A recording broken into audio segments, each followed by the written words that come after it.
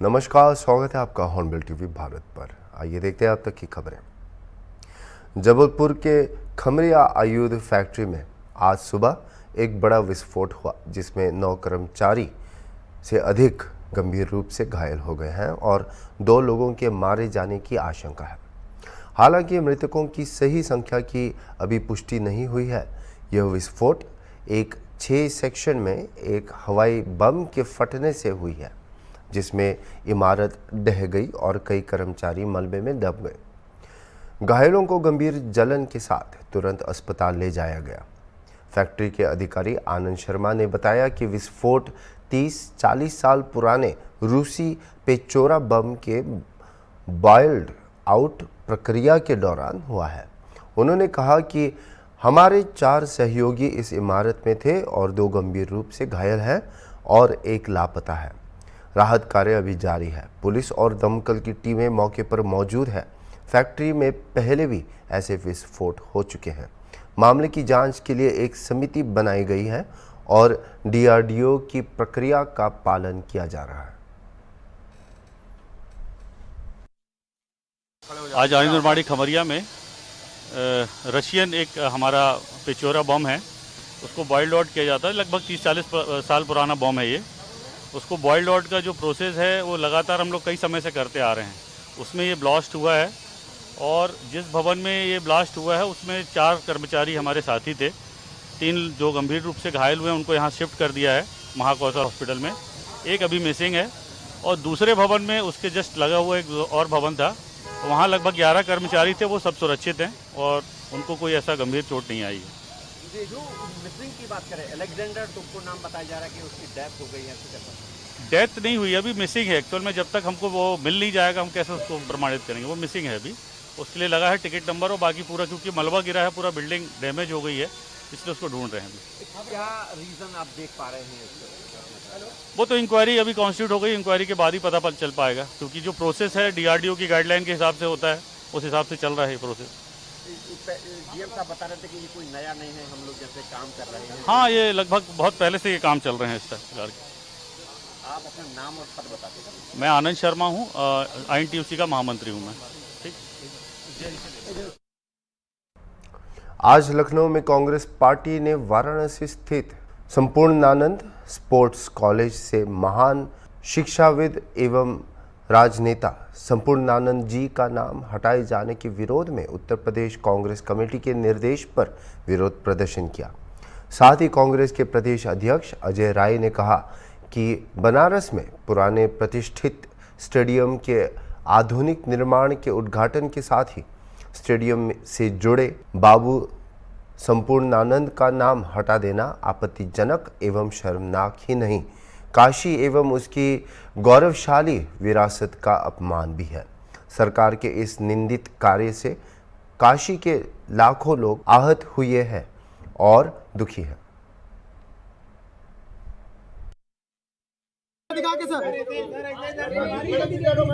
भाई आईडी ऊपर कर लो मेरे भाई, 3 बार बोला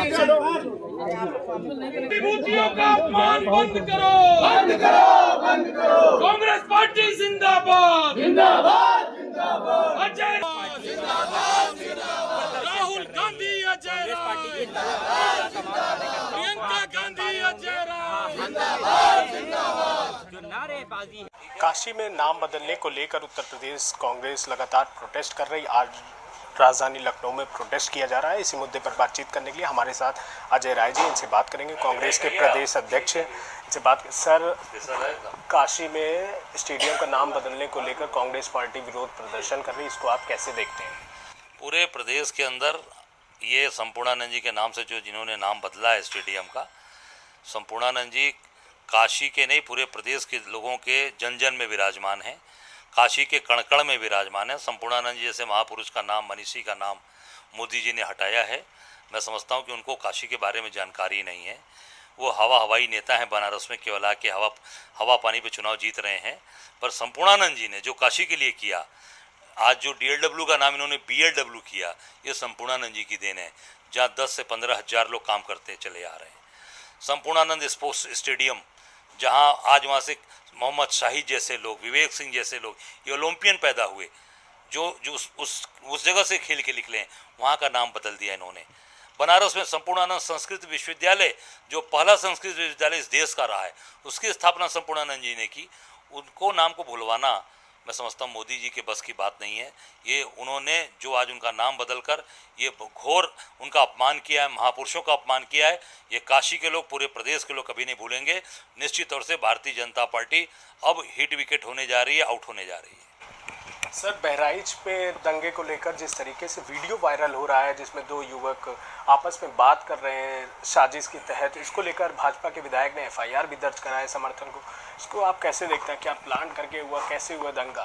देखिए, भारतीय जनता पार्टी ये प्लानिंग के तहत पूरा ये कार्य कराया इन्होंने। इसमें आप देख सकते हैं कि उन्होंने पुलिस से छूट मिली उनको। ये मैं पहले से कह रहा हूँ कि लोकसभा चुनाव बुरी तरीके से हारे हैं और विधानसभा में कैसे भी उपचुनाव जीतें, नहीं तो योगी जी की कुर्सी खतरे में है, कुर्सी चली जाएगी। इस नाते उन्होंने ये पूरी तरीके से प्लानिंग करके काम किया है। पर पूरी तरीके से जाने वाले हैं, कुछ भी करा लें, दंगा करा रहे हैं, फर्जी इनकाउंटर करा रहे हैं, हत्याएं हो रही हैं, महिला सिपाही के से बलात्कार हो रहा है, प्रिंसिपल की हत्या हो गई कल भदोही के अंदर। मैं समझता हूँ कि ये प्रदेश के अंदर जंगल राज कायम है। जंगल राज से मुक्ति दिलाने के लिए हम सब लोग एकजुट हैं। इनको यहाँ से हटाएंगे और निश्चित तौर से ये भाजपा जो दंगा करा रही है ये सबके सामने आ गया और ये अब जाने की तैयारी में है। क्या कहना चाहेंगे? उपचुनाव को लेकर 5 सीटों को मांग थी लेकिन सहमति नहीं बन पाएगी, अब समर्थन पर आ गई है कांग्रेस पार्टी। क्या आगे गठबंधन रहेगा, कैसा समर्थन रहेगा? उपचुनाव को लेकर क्या तैयारी रहती अब रणनीति रहेगी? देखिए, कांग्रेस पूरी तरीके से मजबूती के साथ खड़ी है। हमारा एक ही ध्येय है, जंगल राज को ख़त्म करना है। इनके जंगल राज को कोई भी परिस्थितियाँ आएंगी, ये गठबंधन मजबूती से रहेगा। हम गठबंधन के साथ हैं और कांग्रेस निश्चित तौर से हमारे नेता आदरणीय राहुल जी, हमारे नेता आदरणीय प्रियंका जी खड़गे जी, हमारे प्रभारी अविनाश पांडे जी, सब लोग मिलके खड़े हैं।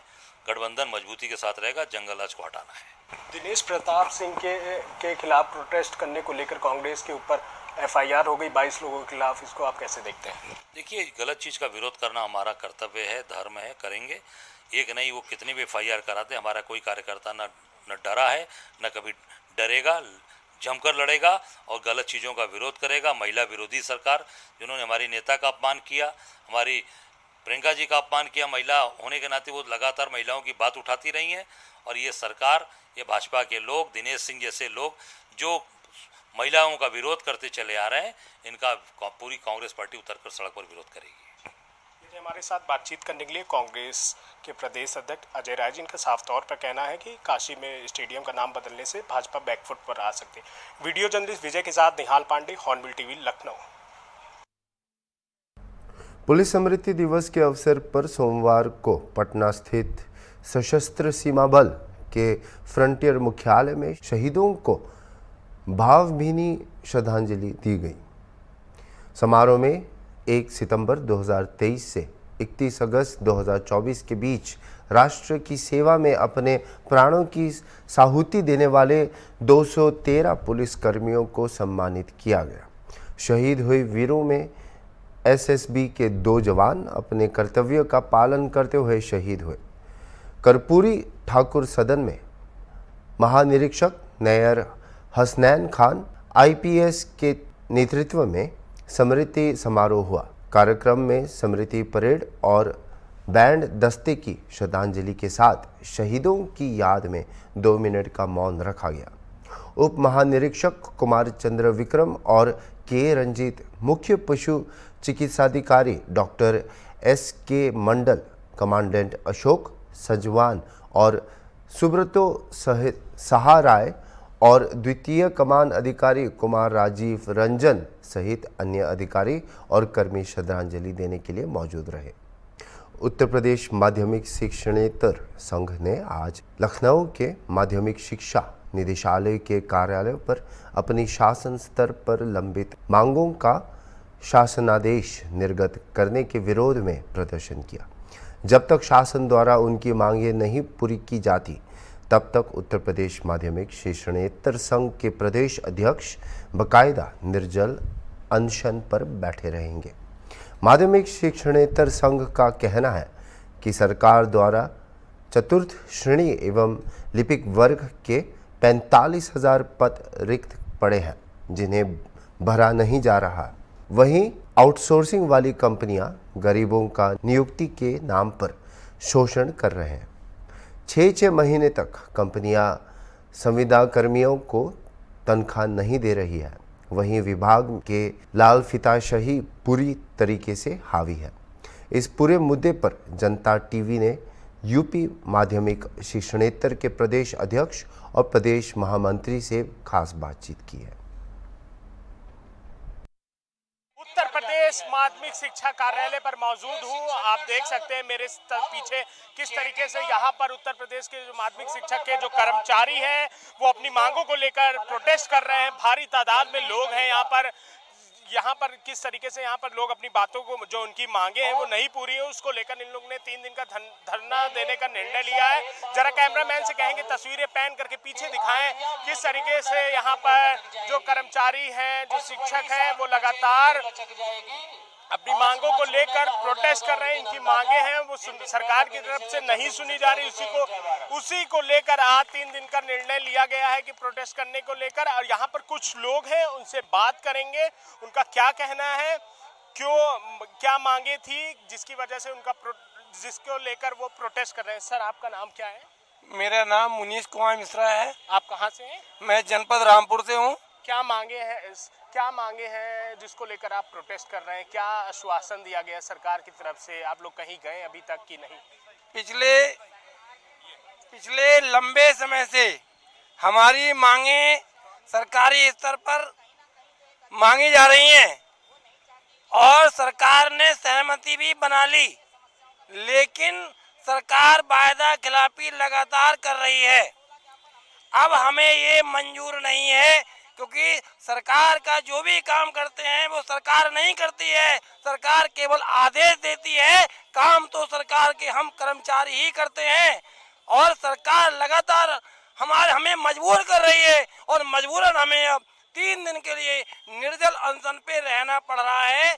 हमारे प्रदेश अध्यक्ष जी भाई नीरज पवार जी बहुत ही सहन शक्ति वाले हैं, जो चाहते हैं कि सरकार से हमारा टकराव ना हो और अधिकारी हमारी बात मान लें। लेकिन अगर सरकार हमारी बातें नहीं मानेगी तो अब हम आर पार की लड़ाई करने के लिए सरकार से तैयार हैं। अब हम 2-2 हाथ ये करने को तैयार हैं। या तो सरकार हमारी मांगे मान ले, नहीं तो फिर फैसला हो जाएगा कि हम नहीं या तुम नहीं। साफ तौर पर जिस तरीके से देख सकते हैं किस तरीके से जो कर्मचारी, उनका साफ तौर पर कहना है कि मेरी मांगे नहीं पूरी हुई तो आगे धरना ये होता रहेगा। यहाँ पर कुछ और लोग हैं, उनसे बात करेंगे। क्या नाम है आपका?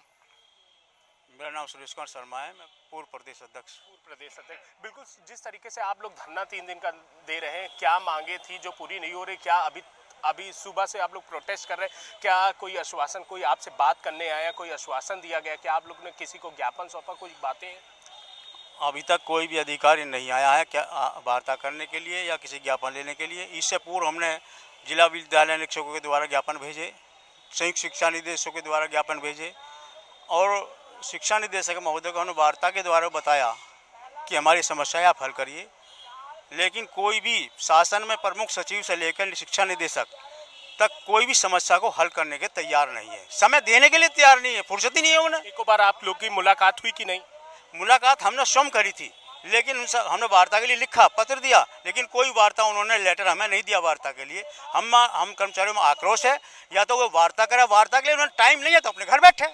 क्या काम है उनका यहाँ बैठने का दफ्तरों में? सरकार कह रही है वार्ता करो, वार्ता करो, वार्ता करो, अधिकारी वार्ता करने को भी तैयार, बात करने को तैयार नहीं है, तो मांग कैसे पूरी होंगी? मांग तो वार्ता से पूरी होगी, जागरूक होने से होंगी। या आंदोलन चल रहा है, आमरण अनशन के लिए कर्मचारी बैठा है। आप किस को बचाओगे कर्मचारी को? ये कर्मचारी तो मरने के लिए आए हैं, ये जीने के लिए नहीं आए। सरकार चाहेगी तो इन्हें जिंदा रखेगी, सरकार नहीं चाहेगी तो जिंदा नहीं रखेगी। आज आर पार की लड़ाई की तैयारी है। सरकार को चेताना चाहते हैं, माननीय मुख्यमंत्री जी इन अधिकारी को बताएं, प्रमुख सचिव माध्यमिक को बताएं कि आप वार्ता करिए कर्मचारी से और उनकी समस्या को सुनिए और पूरा करिए। बिल्कुल, ये देखिए इन लोग में आक्रोश है इतना ज़्यादा कि प्रमुख सचिव से लेकर अधिकारी कोई सुनने को तैयार नहीं। क्या कहना चाहेंगे भाई साहब? आप लोग सुबह से प्रोटेस्ट कर रहे हैं लगातार, जिस तरीके से अधिकारियों के पास जाते हैं वो लोग बात करने को तैयार नहीं है। क्या आगे आप लोग ने निर्णय रखा है? क्या आगे ऐसे प्रोटेस्ट करते रहेंगे? क्या निर्णय है आप लोगों का? ऐसा है, अभी हमारा जो है यहाँ 3 दिन का कार्यक्रम है और ये 3 दिन कार्यक्रम है 22, 23, 24 निर्जल अनशन है। और निर्जल अनशन के उपरांत जो है हम यहाँ पर एक जल्दी इसके बाद जो है अपनी कार्य समिति की बैठक बुलाएंगे, प्रदेश कार्य समिति की, और उसके बाद जो है अगले आंदोलन का जो है तय करेंगे। और वर्तमान में जो है अभी तक हमने 216 ज्ञापन हमने यहाँ जो है शासन को भेजे हैं प्रदेश स्तर से, और जनपद स्तर से तो 75 जिलों में भी जो है 4 सितंबर 2024 में ज्ञापन दिए हैं, और उसके बाद 26 सितंबर को जेडी स्तर पर यानी संयुक्त शिक्षा निदेशक कार्यालय स्तर पर जो है ज्ञापन दिए गए हैं। अभी तक उसमें जो है कोई कार्रवाई नहीं हुई है। 7 अक्टूबर 2024 को हमने जो है शिक्षा निदेशक माध्यमिक मंडल शिक्षा निदेशक से वार्ता की है, और इसके बाद अपर शिक्षा निदेशक से वार्ता हुई है। मगर क्या बोला उन्होंने? उन्होंने कहा कि हम आपकी वार्ता लगवा देते हैं, मगर वार्ता का पत्र आज तक प्राप्त नहीं हुआ, जिस कारण जो है विवश होकर के आज जो है लगभग जो है 500 कोई 600 किलोमीटर दूर से आकर के यहाँ साथियों को जो है यहाँ अनशन पर बैठना पड़ा। कितने दिन पहले आप लोगों ने मुख्य सचिव को अधिकारियों को अपने लेटर दिया था जो अभी तक वार्ता का निर्णय नहीं लिया गया? हमने जो है 17 अगस्त 2024 को नोटिस भेजा था। उसके बाद जो है हमने जो है 20 सितंबर 2024 को लेटर भेजा, और अभी हमने 16 अक्टूबर को भी एक जो है नोटिस यहाँ भेजा था कि भाई हमारी समस्याओं का समाधान करें, अन्यथा तो जो हमें जो है यहाँ पर निर्जल अनशन के लिए बैठना पड़ेगा। इसी कारण आज हम सब जो है यहाँ निर्जल अनशन पर बैठे हैं, हमारे समर्थन में है बाकी साथी सब। बिल्कुल भाई साहब, आप क्या कहना चाहेंगे? निर्जल अनशन पे बैठे हैं आप लोग की बात करने को कोई अधिकारी तैयार नहीं हो रहा है, आप लोग अनशन पे बैठ गए हैं, सुबह से आप लोग बैठे हैं, यहाँ पर काफ़ी कर्मचारी भी हैं और लगातार आप लोग लेटर दे रहे हैं कि आश्वासन दिया जा रहा है, लेकिन कहीं से कोई निर्णय नहीं आ रहा है। आखिर निर्णय क्यों नहीं आ रहा है? आप लोग इतनी दूर से आए उत्तर प्रदेश के अलग अलग जिलों से, तो ये निर्णय लेने आगे क्या आप लोगों का डिसीजन रहेगा? कैसे आगे आप लोग प्रोटेस्ट करेंगे? अपनी मांगों को कैसे पूरा कराएंगे? क्या आप कोई निर्णय निकाला आपने? क्योंकि अधिकारी आप लोग कह रहे हैं अधिकारी कोई सुनने को तैयार नहीं, चाहे सचिव की बात करें चाहे अधिकारी नीचे स्तर की बात करें, कोई सुनने को नहीं। तो क्या आगे कोई बड़ा निर्णय रहेगा कि नहीं? मैं संजीव कुमार सोलंकी, प्रदेश मंत्री, सरकार को बता देना चाहता हूं कि सरकार बहुत ही हठधर्मिता का कार्य कर रही है। हमारी कुछ मांगें तो ऐसी हैं कि जिनमें सरकार को आर्थिक लाभ भी है। मांग है पुरानी पेंशन की बहाली, दूसरी मांग है नकदीकरण, जिसमें राज्य कर्मचारियों को मिलता है, हम लोगों को नहीं मिलता, ये सौतेला व्यवहार है। तीसरी मांग एक शिक्षक पद पर पदोन्नति है, जो पूर्व में भी सरकार को बताया जा चुका है कि इस मांग से सरकार को आर्थिक लाभ है, लगभग 70 करोड़ रुपए का आर्थिक लाभ है, लेकिन फिर भी कोई अधिकारी ऊपर को बताने को तैयार नहीं कि सरकार को लाभ होने के बावजूद इस मांग को पूरा क्यों नहीं करती है। जबकि सरकार को मान जाना चाहिए कि आर्थिक लाभ होते हुए भी और कर्मचारियों का ये जब दबे कुचले हमारे साथी हैं, इनका सबका भला हो जाए। हर विभाग में प्रमोशन है, आखिर इस विभाग में प्रमोशन क्यों नहीं है? ये सरकार की जवाबदेही बनती है। और जितने भी अधिकारी और सचिव स्तर के बैठे हैं, ना हमारी वार्ता लगाते हैं, ना कि कोई सुनने को तैयार है। आज हमारे प्रदेश अध्यक्ष निर्जल अनशन पर बैठे हैं, उसी की ये परिणति है। तो हम सरकार से पूरी तरह से टकराने के मूड में हैं। जो होगा देखा जाएगा। प्रदेश कार्य समिति की, जैसे अध्यक्ष जी ने बताया है, बैठक होगी और उसमें एक भयंकर आंदोलन की रूपरेखा तैयार होगी, जिसका जो उत्तरदायित्व होगा वो स्वयं सरकार का होगा।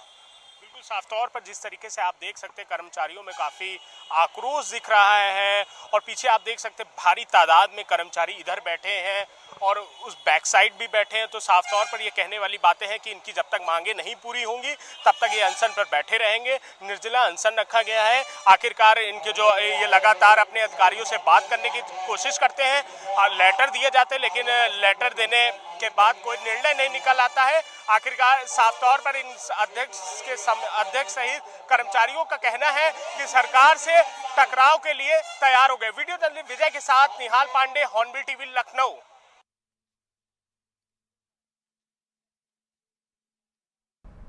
प्रधानमंत्री नरेंद्र मोदी की वोकल फॉर लोकल पहल के बाद इस आंदोलन को राज्य की डबल इंजन सरकार के तहत उत्तर प्रदेश में महत्वपूर्ण समर्थन मिला है। घरेलू रूप में निर्मित उत्पादों की मांग न केवल भारत में बल्कि अंतर्राष्ट्रीय स्तर पर भी बढ़ी है, जिससे स्थानीय उत्पादों को वैश्विक मंच मिला है। इस बदलाव के परिणाम स्वरूप उपभोक्ताओं के लिए सस्ती कीमतें और निर्माताओं के लिए अधिक लाभ हुआ है। इस गति को जारी रखते हुए मुख्यमंत्री योगी आदित्यनाथ ने आज लखनऊ के आईजीपी में सिल्क एक्सपो का उद्घाटन किया।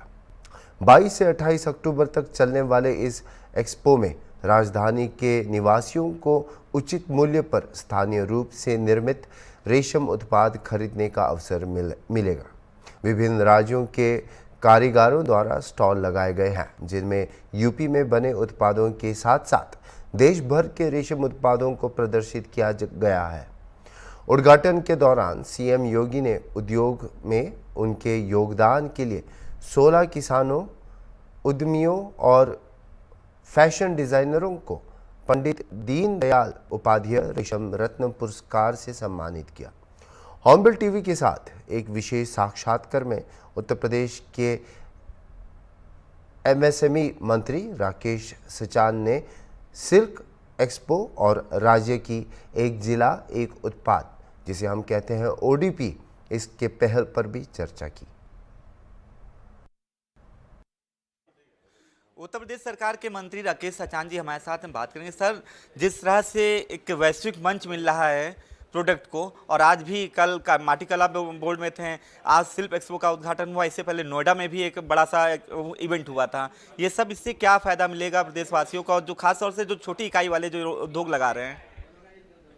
देखिए, योगी आदित्यनाथ जी के नेतृत्व में उत्तर प्रदेश की सरकार दोबारा प्रदेश की जनता ने बनाई है। लगातार माननीय योगी जी का एक विजन है कि हमारे जो हस्तशिल्पी कारीगर थे, ओडीओपी का एक योजना बना करके उनको आगे बढ़ाने का, प्रोत्साहन करने का एक अभियान चलाया।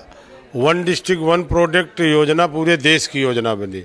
विश्वकर्मा सम्मान की योजना हम लोगों ने चलाई उत्तर प्रदेश में, जिसमें परंपरागत जो हस्तशिल्पी थे, कारीगर थे, उनको ट्रेनिंग देना, टूल किट देना और बैंक से जोड़ करके लोन दिलाना और रोजगार सृजन से उनको जोड़ना।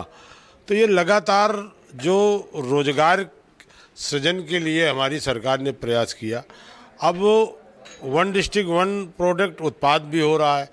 एमएसएमई की 96 लाख इकाइयाँ हैं, उनका भी उत्पाद बढ़ा है उत्तर प्रदेश में। अब इनका प्रोडक्ट बिके कैसे, उसके लिए हम लोग इस तरह के एक्सपो का आयोजन लगातार सरकार करती है। अभी आपने देखा यूपी इंटरनेशनल ट्रेड शो का 32 संस्करण का आयोजन हुआ, और पहला एक प्रदेश है उत्तर प्रदेश किसी प्रदेश ने इंटरनेशनल ट्रेड शो अपना किया, जिसमें 70 से अधिक देशों के 500 बायर आए, लगभग 5 लाख से अधिक वहाँ फुटपाल हुआ, 10,000 करोड़ से अधिक का पूछताछ हुई, व्यापार हुआ। उसी तर्ज में मुख्यमंत्री जी ने ये कहा कि भाई मंडल स्तर पर हमें इस तरह के एक्सपो करने हैं। अभी के लिए इतना ही, और खबरों के लिए आप देखते रहिए हॉर्नबिल टीवी।